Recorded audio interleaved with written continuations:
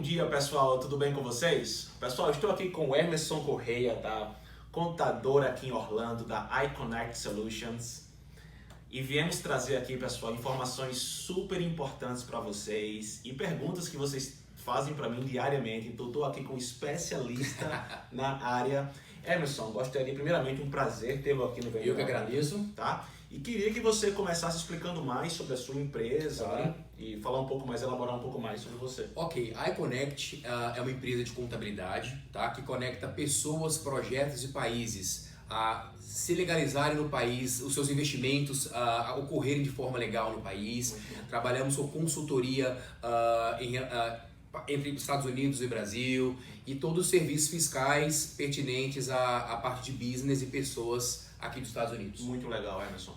Pessoal, vamos tratar aqui de alguns assuntos bem pertinentes e bem importantes, tá? Que vocês sempre perguntam. Eu acho que primeiramente começar com o mais perguntado, que é: Emerson, como abrir uma empresa, uma LLC aqui na Flórida, aqui em Orlando? Quais são os requerimentos? E se você é estrangeiro, é permitido abrir uma empresa aqui? Sim, então vamos lá. O ser estrangeiro não é um fator que determina a abertura de empresa ou não.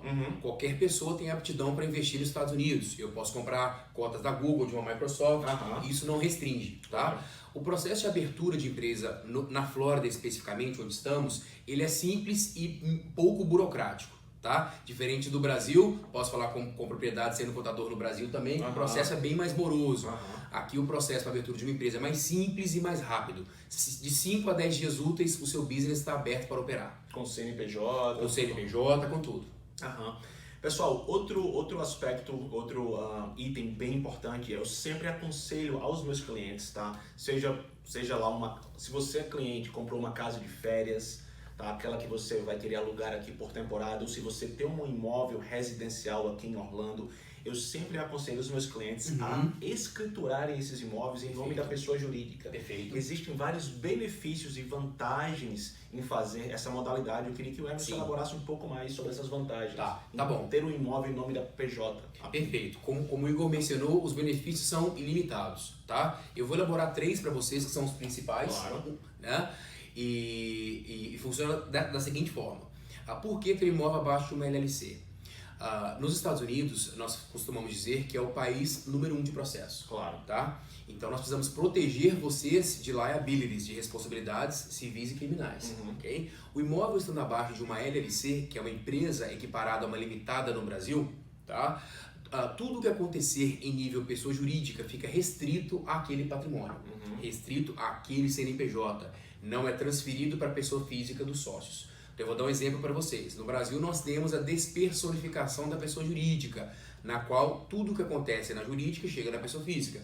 Aqui, ainda não. Então, nós blindamos o patrimônio, né? Chamamos de blindagem patrimonial. Muito importante. Muito importante. Onde o que acontece na companhia fica restrita àquela companhia. Tá? Se alguma coisa acontecer, só a empresa seus que bens pessoais não respondem absolutamente nada. Perfeito. Muito interessante, muito interessante. Esse primeiro benefício. Exatamente, primeiro benefício. Segundo benefício, costumamos dizer, dedutíveis. Então, Emerson, qual seria a segunda vantagem de ter a empresa como proprietária, o imóvel escriturado em nome da PJ aqui na Orlando? Perfeito. Segundo benefício, podemos falar de dedutíveis, tá? Ter um imóvel abaixo de uma LLC, por exemplo, te possibilita deduzir mais despesas. Por exemplo, as passagens para vir ver o seu negócio aqui nos Estados Unidos, por exemplo, é uma despesa dedutível, além de outras, tá? Segundo ponto. Terceiro ponto seria talvez um imposto de sucessão. Exatamente. Você menciona muito isso. Sim. Nós temos nos Estados Unidos o imposto de sucessão, assim como no Brasil, a taxa é de 18% a 40% sobre a cota do ausente. Tá? Então vamos dar um exemplo. João e Maria têm um imóvel em nome de pessoa física, esse primeiro exemplo, e João falece. O imóvel custa $200 mil. João faleceu, teremos imposto de sucessão de 18% a 40% em cima de $100 mil. Okay? O estrangeiro não residente tem uma isenção de $60 mil. 100 menos 60, teremos um taxable, um valor tributável em cima de $40 mil. Perfeito. 18% em cima de 40%. Agora vamos pegar esse mesmo exemplo, esse mesmo imóvel de João e Maria, de $200 mil e colocá-lo abaixo de uma LLC. João e Maria têm 2 filhos, então agora eu distribuí o imóvel para 4 cotas. Então eu estou falando que é 25% de cada um. João se ausentou, a cota do João já não é mais 100 mil, a cota do João é 25, ok? 25 mil dólares. Como temos uma isenção de 60, não teríamos imposto de sucessão nesse caso. Fantástico, pessoal. Eu sempre aconselho os meus clientes a colocarem nome. Você comprou um imóvel, seja lá um imóvel de férias, tá? Um imóvel residencial. Perfeito. Sempre aconselhar em colocar esse imóvel em nome da pessoa jurídica. Excelente, Igor. Eu acho que outro ponto importantíssimo, a gente falou de 3 pontos aqui, eu acho que o quarto ponto seria o FIPTA, né? FIPTA. Justamente aqueles 15% que se o estrangeiro vender um imóvel aqui, o governo retém 15% sobre aquele valor da venda para o estrangeiro pagar e cumprir suas obrigações e pagar o imposto, né? Exatamente. Até onde eu entendo, e eu sei que a regra varia caso a caso, você, se o imóvel está em nome da LLC, você basicamente que elimina essa taxação, Sim. Né? Ou consegue, não fica retido por 90 dias. Sim. Os 15%, correto? Sim, o FIPTA eu costumo dizer que é um processo bastante sensível, tá? Ele precisa de um acompanhamento realmente para entender as oportunidades de isenção. É bem complexo, é um processo complexo e por isso procure um contador realmente para te ajudar nesse processo. Então.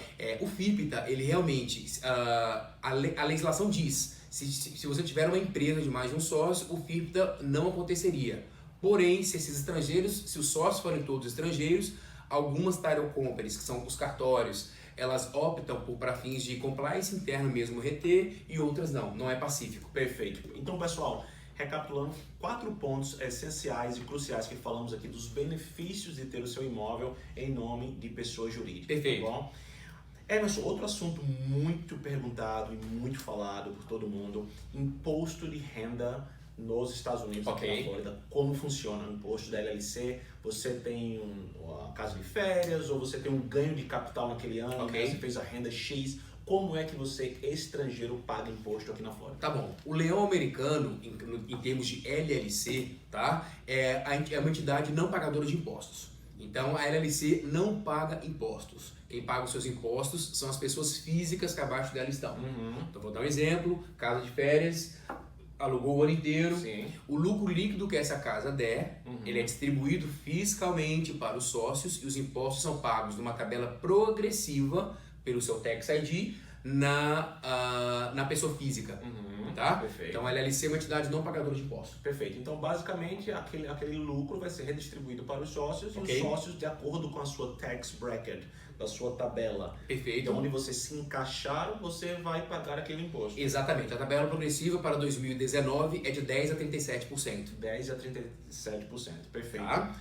Falando desse assunto, Emerson, você mencionou algo aí que é o famoso Tax ID, né? Que eu acho que é uma das perguntas que a gente mais recebe. Sim. Igor, para que serve Tax ID?